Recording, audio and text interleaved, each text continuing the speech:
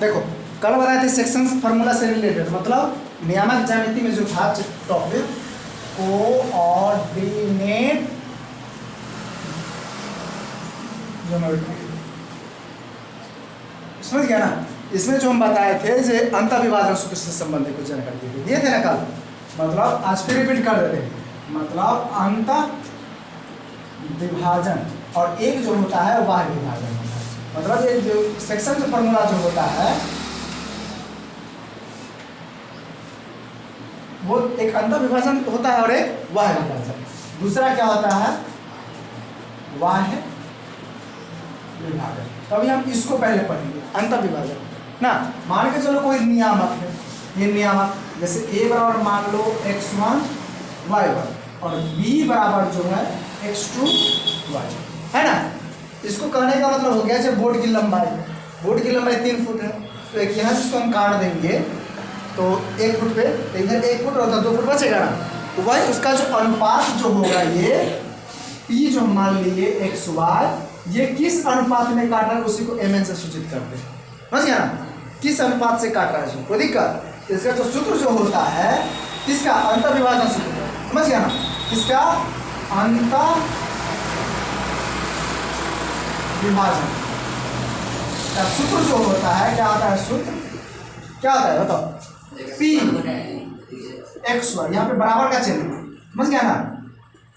क्या होता है? ये m जो गुना होता है पहले इससे होता है गुना, और ये n जो गुना होता है जो किससे होता है? इससे गुना होता है। तो x1 गुने क्या हो जाएगा? n, फिर जोड़ x2 गुने n बटे m प्लस n। ये y में भी इसी तरह काम होता है, y1 गुने n फिर जोड़ y2 गुने n बटे m प्लस n। ये कब होता है पता है? जब इसको लिख देता है, ये फॉर्मूला कब लागू होगा?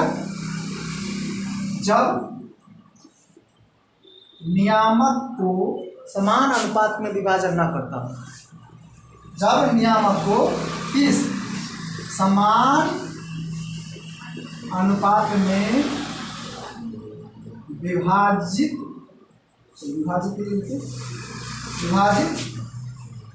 नहीं करता, तब यह फॉर्मूला लगेगा। समझ गया। और चलो इसी से रिलेटेड दूसरा हम दे देते हैं। चलो नोट, एक और फॉर्मूला रेडी कर देते हैं। देखो जब कोई रेखाखंड को समान अनुपात में विभाजन करे तब इसका क्या फॉर्मूला होगा। कभी क्वेश्चन दे देते हैं जो नियामक इतना को समान अनुपात में क्या करता है? विभाजित करता हो, तो इसका क्या होगा ना। तो लिख देते हैं, जब कोई दो नियामक को समान अनुपात में क्या करता हो? विभाजित करता हो, तो उसका मान क्या होगा। तो मतलब इस यहाँ पे क्या करते हैं, एक ग्राफ बना लेंगे ना। a बराबर से इस तरह लेंगे x1 y1 और b बराबर क्या हो जाएगा? x2 y2। और ये जो p जो हो जाएगा xy जो समान अनुपात में काटते हैं, मतलब जितना e होती है ना उतने e होगी। समझिए ना, मतलब जितना e लंबा होगा ना उतना ही यही लंबा होगा ना। तो इसमें mn किस लिए दिए थे? प्रवेश mn नींद आता है, इसमें mn किस लिए दिए थे? सत्यान इसलिए दिए थे mn, हाँ दूरी के लिए, क्योंकि इसका दूरी अलग है, इसका दूरी अलग है। अब इसमें जो अगला में है जो इसका जो समान अनुपात में काटता है, तो मतलब जितना ई होगा ना हुआ उतना ई होगा ना। तो चलो मान के लिए हम इसको 10 कर देते हैं, 10 होगा। अगर 15 होगा तो ये 15 होगा, ये 18 होगा तो 18 होगा ना। कोई हम एक फिक्स अंक ले लिए, समझ गया ना। तो अंतःविभाजन सूत्र से ना, चलो इधर देख लेते हैं ना। तो ये सूत्र लगेगा कौन? अंतःविभाजन सूत्र से ना। तो क्या होगा, पहले ये सूत्र लिख लेंगे, पी एक्स वाई बराबर क्या हो जाएगा? x1 गुने m जोड़ x2 गुने m बटे m जोड़ n होगा। फिर क्या हो जाएगा? y1 गुने m और y2 गुने m बटे m प्लस n। और वैल्यू रख देंगे, x1 के जगह पे कोई फर्क नहीं पड़ेगा ना, वही रह जाए। x1 गुने 10 और फिर जोड़ x2 गुने 10 बटे 10 जोड़ 10 ये ना होगा। हाँ फिर ये क्या हो जाएगा बता, ये भी y1 गुने 10 फिर y2 गुने 10 बटे 10 जोड़ 10। कोई दिक्कत ना? ये जरूरी नहीं 10 से लेंगे, कोई भी संख्या ले सकते हैं, समझ गया ना। जब समान बोल देगा तो यहाँ पे समान अनुपात लेंगे। 15 तो 15 चले, ये बुआ ले ली 15 तो कोई 18 लेगा तो उससे गड़बड़ नहीं होगा, हिसाब वही जाएगा, आंसर वही जाएगा, समझ गया ना। अब देखो कि 10 10 दोनों में कॉमन है ना, है कि ना दोनों में कॉमन, तो 10 को हम बाहर कर लेंगे। तो ये क्या हो जाएगा, x1 जोड़ x2 होगा कि ना होगा बताओ। ये दोनों से 10 कॉमन हो गया ना। अब बटे कितना हो जाएगा 20 हो गया ना।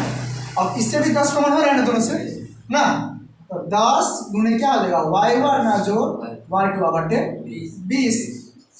अब इसे कट जाएगा दो बार में ना, क्या बच बनेगा x1 प्लस x2 बटे 2 और y1 प्लस y2 बटे 2। यही फार्मूला हो गया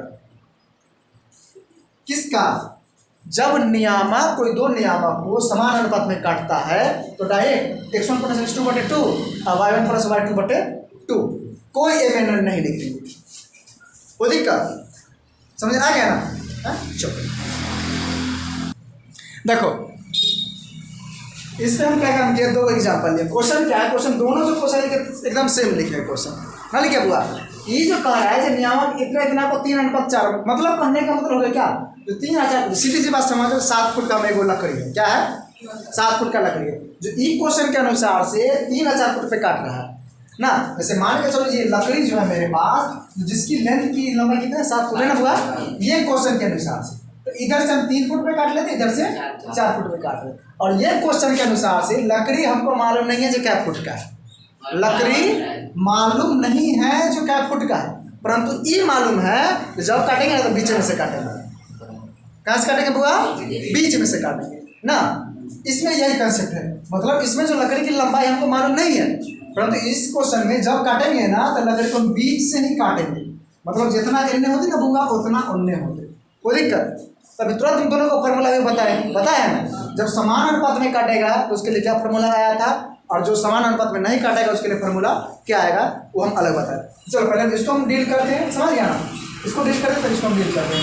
चलो इसमें नियामक मान लो, लाइन मान लो, ए बराबर क्या मान लेंगे 5 3, अब बी बराबर होगा 2 माइनस कितना पे काटे 3 अनुपात 4, एन में हुआ 3 एन में 4, पी मान ला x y होने गया। कौन फॉर्मूला लगता है, अंतः विभाजन यहाँ लिखा है ना, अंतः विभाजन ना। तो नियामक लिखेंगे ना, तो पहले नियामक का नामकरण कर दो ना, नियामक ना। जैसे a बराबर जो है क्या 5 3 तो x होता है ना, ये y होता है ना, तो मतलब x1 क्या हो जाएगा 5 और y1 कितना हो जाएगा 3, हो गया ना। फिर b का नियामक क्या है, ये 2 माइनस 2, तो इसमें x2 हो जाएगा ना, ये x2 बराबर 2 और y2 बराबर माइनस 2, और mn क्या हो जाएगा m कितना हो जाएगा 3 और n कितना हो जाएगा 4, हो गया ना। अब सब हमको मालूम है, तो सूत्र पे नहीं रख देंगे ना। तो अंतः विभाजन सूत्र से अभी तुरंत हमको मालूम चला है यही ना, x1 गुने n जोड़ x2 गुने m बटे n प्लस n, और फिर y1 गुने n जोड़ y2 गुने m बटे m प्लस n। मतलब कहने का मतलब हो जाएगा ई गुना इससे होगा तो ई गुना इससे होगा, यही ना है। बस अब क्या काम करेंगे, यहाँ बराबर है x1 क्या है 5 और n क्या है 4, फिर जो x2 कितना है 2 और n कितना है 3, कितना हो जाएगा 3 जोड़ हो गया ना। फिर इसमें y1 कितना है 3 ना, और फिर n कितना है 4, फिर y2 कितना है -2 और n कितना है 3 बटे 3 जोड़ 4। क्या समझ में आता है रे प्रवीण ना, लगा ऐसे तो आज मिजाज बने ले कि इसे समझ में बस कहाँ से ला कर रख लिए।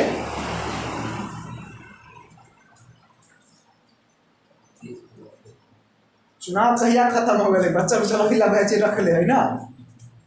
5 4 20, 3 गुना 6, 4 3 7, कितना हो जाएगा 4 3 12, मैंने कर देगा कितना हो जाएगा। और ये यही तो आंसर हो गया। 12 में से 6 करते तो 6 ना हो क्या लगा 5 सही है।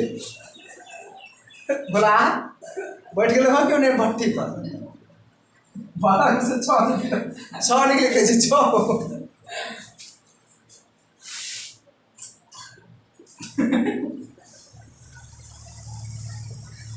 की हुआ आंसर। अब एकरा देखो, एकरा की करे ले हुआ, जब भी नियामक के विभाजन करते ना तो समान अनुपात में करते। क्या हुआ समान अनुपात। इसमें कोई नियामक बना लेंगे, समझ गया ना क्या हो जाएगा। चलो नियामक ले लिए, नियामक ए बराबर क्या हो जाएगा 5 3 और बी बराबर कितना है 2 - 2 ये है ना, हो गया। अब इसको जब भी काटता है ना बुआ, जो लिखा हुआ है जो क्या समान अनुपात, लेंथ हमको मालूम नहीं है तो लंबा कितना है, तो काटेगा तो बराबर से काटेगा। चलो इसको हम बराबर ऐसे कोडिंग कर देते हैं ना, तो बराबर होगा ना। तो इसको हम p बराबर क्या लिखेंगे x ना, अभी लिखा थे ना, सूत्र आया था ना, जब नियामक को समान अनुपात में काटता हो तो फॉर्मूला आया था ना इधर है। तो इसको भी नामकरण कर देंगे ना, तो नियामक का क्या काम कर देंगे नामकरण कर देंगे।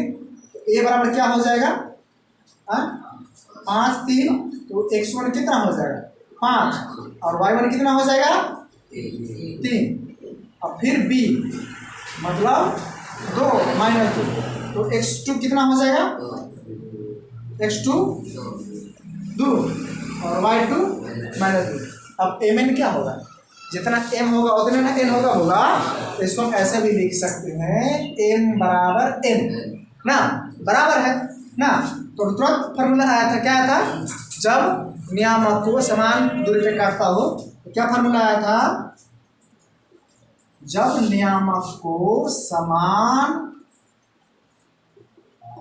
अनुपात में विभाजित करता हो ना,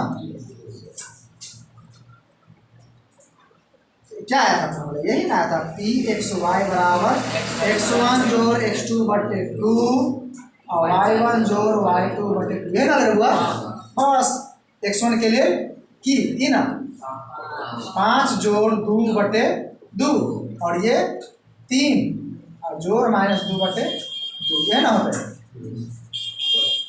अब की कहते बताओ 7/2 2 घट गए ना, आंसर हो गया।